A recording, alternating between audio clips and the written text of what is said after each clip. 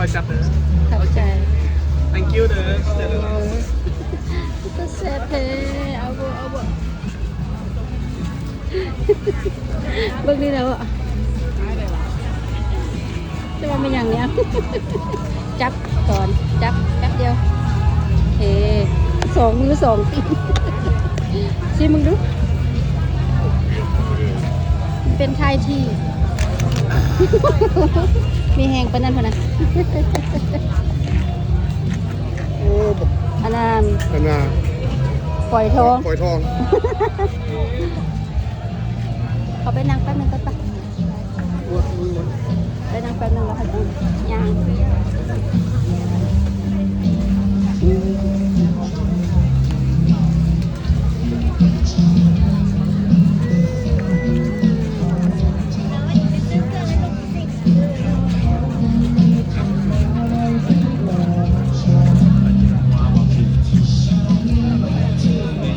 over there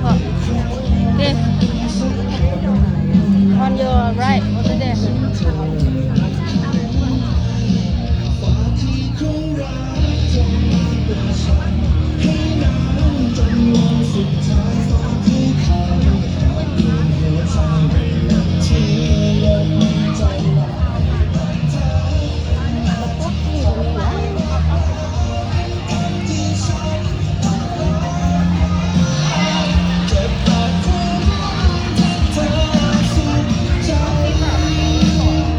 สบายดี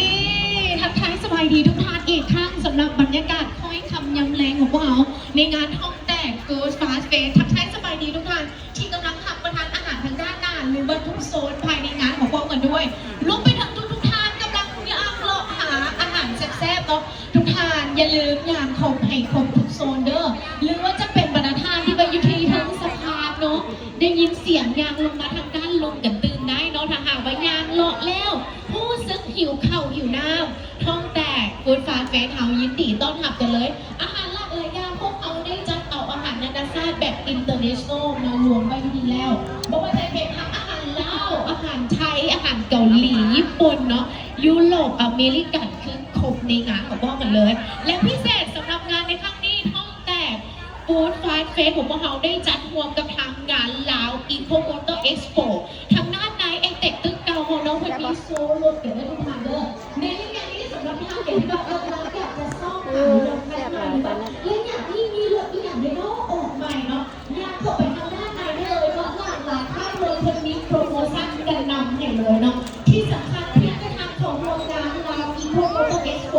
เข้าไปแล้วทายเพิ่มเซ็กอินเพิ่นมีของขวัญทีละหนึ่งให้กันพ่อหรือว่าต้องทางด้านลุมแล้วด้านหลังเวทีของพวกเรามีดีฟรถเนาะหรือว่าทดลองขับที่นี่เนาะถ้าแต่อยากจะทดลองขับทางด้านหลังเขามีเส้นเดียวกันแต่หากไปย่างหลอกครบทุกโซนแล้วน้องมูซื้อหิวหักประทานอาหารแซ่บๆดีทองแจกฟู้ดฟาสต์เฟสของพวกเรากันได้เลยทุกโซนทุกบูธยูนิแมนมีอาหารหลากหลายอย่างพร้อมเสิร์ฟหักประกาศวางทุกห้านงัดเอาเมนูเด็ดๆมาเสิร์ฟกันอยู่บนนี้อีกครั้งเนาะลงไปถึงทางด้านซ้ายมือเวทีเฮามีโซนของ DIY กันเพิ่มเติมซึ่งจะมีทั้งห้างเสื้อผ้าเนาะเสื้อผ้าเนาะราคาเริ่มต้นทุกตัวเด้อ99,000 กีบหรือนี้ถือก็งานเนาะอยากไปเพิ่มเติมกันได้หรือนอกจากนั้นพันยังมีเสื้อผ้าสั่งแบบกิโลสั่งแบบกิโลเลือกได้เลยมักเสื้อมักส่งมักกระโปรงเลือกคนกันไปได้เลยแล้วไปสั่งเป็นกิโลขีดละ35,000 กีบทุกทางอยากไปได้เลยเด้อโซนซ้ายมือหรือว่าจะเป็นห้างของเล่นห้างกระเป๋า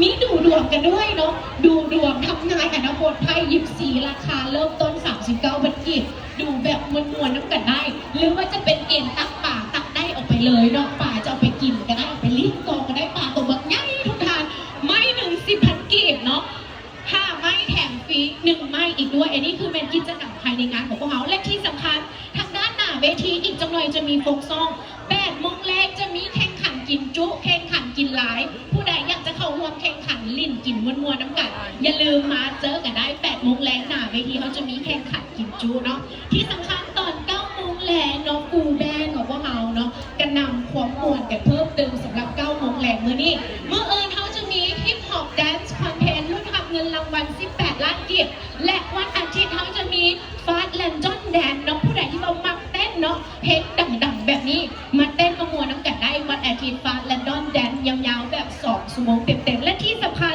อันที่ขาดไม่ได้เลยพิธีกรเนาะอยากนำเสนออย่างยิ่งก็คือทุกท่านที่มากำลังกินอาหารแซ่บๆแบบนี้หรือกำลังย่างเลาะทุกคนที่มาในงานแมนมีสิทธิ์ลุ้นหับเงินล้านเห็นแล้วไหนจึงจะได้เงินล้านจากงานห้องแตกฟู้ดฟาสต์เฟสง่ายๆเลยมาแล้วกินอาหารภายในงานถ่ายรูปคู่กับอาหารเมนูใดก็ได้แต่เป็นเมนูภายในงานของพวกเขาถ่ายแล้วโพสต์ลง Facebook ติดแฮชแท็กเข้ามาห้องแตกฟู้ดฟาสต์เฟสเพียงเท่านี้เนาะรอถ่าหับเงินรางวัลได้เลยซึ่งเขาจะมีอยู่2 รางวัลด้วยกันอันที่1ก็คือ